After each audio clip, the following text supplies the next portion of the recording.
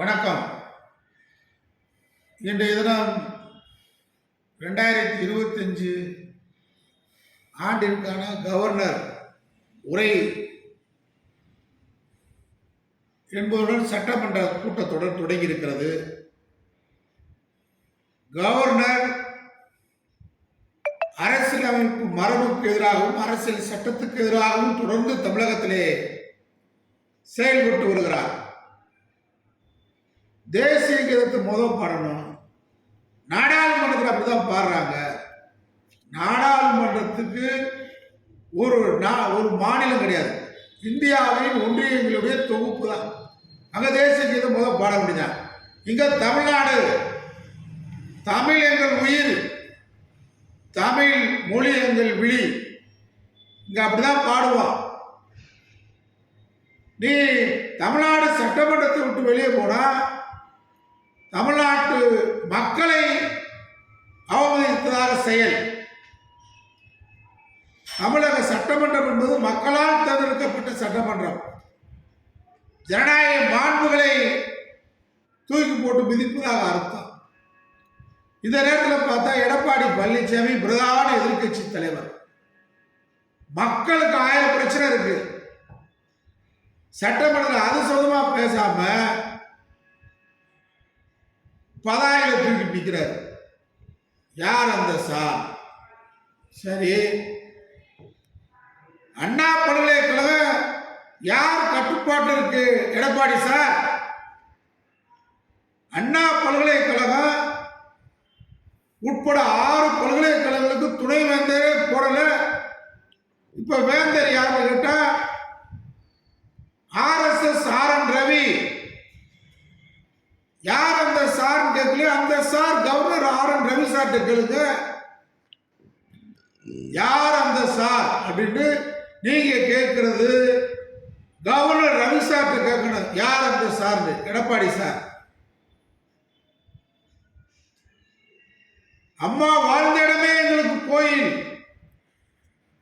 அம்மா இருக்கும் இடமே எங்களுக்கு தெய்வம் இருக்கும் இடம். உடநாட்டில் மின்சார தடையே கிடையாது. அங்கே எடப்பாடி முதலமைச்சராக இருக்கும்போது, காவல்துறை கையில் வச்சிருக்கும் போது, நீங்க வணங்கிய தெய்வம் அம்மா வாழ்ந்த கோயில் குடநாட்டில் மின்சாரத்தை அணைத்தது யார் சார்? எடப்பாடி சார். அங்கே கொள்ளை நடந்தது எதுக்காக சார்? 4 பேர் மர்ம படுகொலை யாருக்காக சார்? எடப்பாடி சார். உடநாடு கொலை கொள்ளை வழக்கு 150 ரூபா டைம் பீஸுக்காக சட்டமன்றத்திலே சொன்னீங்களே சார். 150 ரூபா டைம் பீஸுக்காக அம்மா வாழ்ந்த வீட்டில் கொள்ளை நடந்தது சார். தற்கொலை பண்ணாங்களே, விபத்துல இருந்தாங்களே, கொள்ளை குடநாடு வழக்கில் யாரை மறைப்பது சார்? அங்கே பதுங்கியது யார் சார்? பொள்ளாச்சி. நீங்க கோஷப்போடு இன்னைக்கு பக்கத்துல சட்டமன்றத்துல ஜெயராமனை வெக்கம் சூடு சொல்லாம நிக்க வச்சிருக்கீங்களே சார்.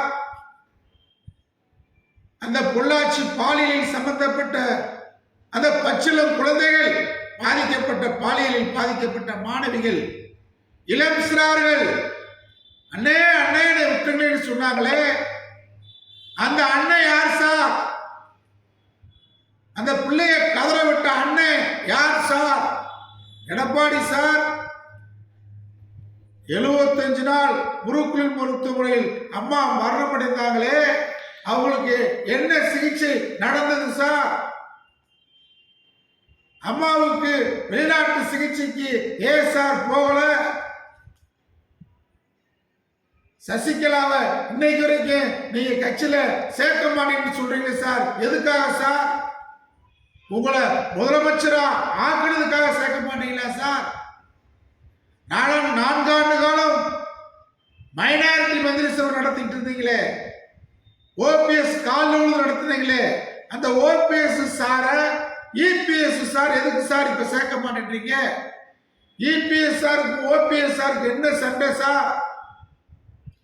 தூத்துக்குடியில் போராடுறாங்களே 13 பேர், அந்த 13 பேரை சுட்டு கொன்றத நான் தொலைக்காட்சியில பார்த்து தான் தெரிஞ்சுக்கிட்டேன்னு சொன்னீங்களே, கூமுட்ட முதலமைச்சராக இருந்தீங்களே எடப்பாடி சார், அந்த 13 பேரை சுடுவதற்கு காவல்துறைக்கு, ஆணையாளருக்கு, மாவட்ட ஆட்சித்தலைவருக்கு உத்தரவு கொடுத்தது யார் சார்? இத்தனை சார் இருக்கு. இத்தனை சாரியும் மறைச்சு வச்சுட்டு அதிமுக பிக் பாஸ், பெரிய பாஸ் இருக்குது.